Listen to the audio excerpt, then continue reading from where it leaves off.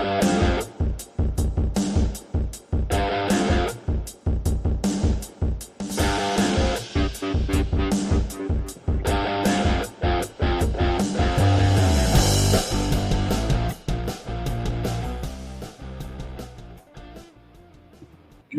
morning, hockey fans. This is Stephen Heisler with HeisHockey.com, the Victorious Hockey Company, and the Junior Hockey Discussion Group on Facebook.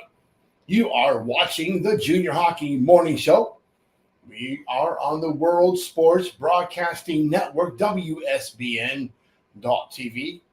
Facebook, Twitter, YouTube. Today is Monday, September 25th. Today's show, it's a wrap. This will probably be our generally our theme on Mondays throughout the regular season. We're going to touch into most of the free-to-play leagues across the United States. Hell, that's my alarm going off. That's nice. Don't want that to happen anytime soon. Except for Thursday, where the major juniors are going to get their own article every Thursday featuring Derek Harper, I believe, is going to write his first show, his first article on Wednesday. It'll go out Thursday night. Not sure if he's going to add a TV show to that. I'm going to try to talk him into talking for 5 minutes, and we'll see how that runs later on this week.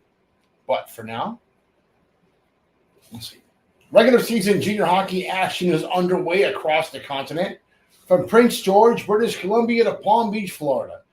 And from San Diego to Maine, everyone is starting to get the puck moving. Yes, there are always going to be a few early season adjustments, along with a lot of player movement, but we should see much of the dust settled within the next 3 weeks. You're always having fun this time of year. We talked about this last week a little bit, probably getting close to a third of the rosters that you saw at the North American Hockey League Showcase will not be there come probably Halloween. USHL will start making their drops. British Columbia Hockey League will start adjusting some of their rosters. Kids need to play, right? So I think you'll see a lot of movement, especially in the next 3 weeks across the whole spectrum of junior hockey across the continent. Let's start out with the top of the food chain, the United States Hockey League. The Green Bay Gamblers, Medicine Capitals, and USA Hockey National Team Development Program are all 2-0-0 after the start of the Fall Classic. One interesting note, Cedar Rapids Rough Rider head coach Mark Carlson may have been the only guy not so impressed with rookie Cade Littler's hat trick against Youngstown on Thursday. The veteran coach, it was nice to see Cade get a hat trick, but was very quick to point out that Cade needs to be a two-way player, play both defensively and offensively. Good idea. Cade did that well in Wenatchee. I'm sure that things just happened. And, he's a little forward-thinking. Definitely a high-end prospect going to the University of North Dakota. North American Hockey League, the Austin Bruins are off to yet another fast start, going 5-1, 0-0 in their first 6 games. Their lead atop the Central Division has already stretched to 6 points. The East Division leading Northeast Generals took one on the chin with a big 6-1 loss at home against New Jersey on Friday.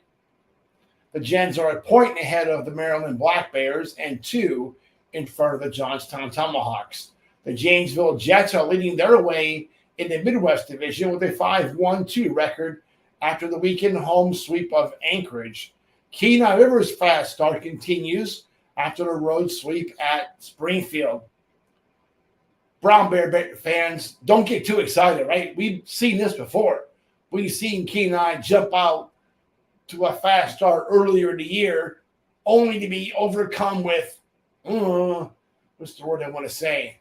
Just ineptness towards the middle third of the season, towards the end of that middle third of the season. Every single year, this team nosedives. And that's a direct result, I guarantee it. It's not of the gloom and whiteness of Alaska's Kenai Peninsula. It's more of the I'm tired of the BS from general manager Nate Keel. Taylor Shaw can keep Nate Keel far away from his team. Maybe these guys have a shot this year. We're going to see. Then there is the South Division, where apparently everything is still on the table.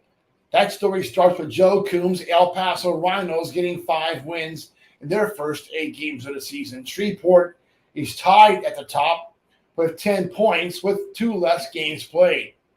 What was funny is El Paso riding in first place, Corpus Christi somewhere near the bottom, and then Saturday in Corpus, the Rhinos got stuck.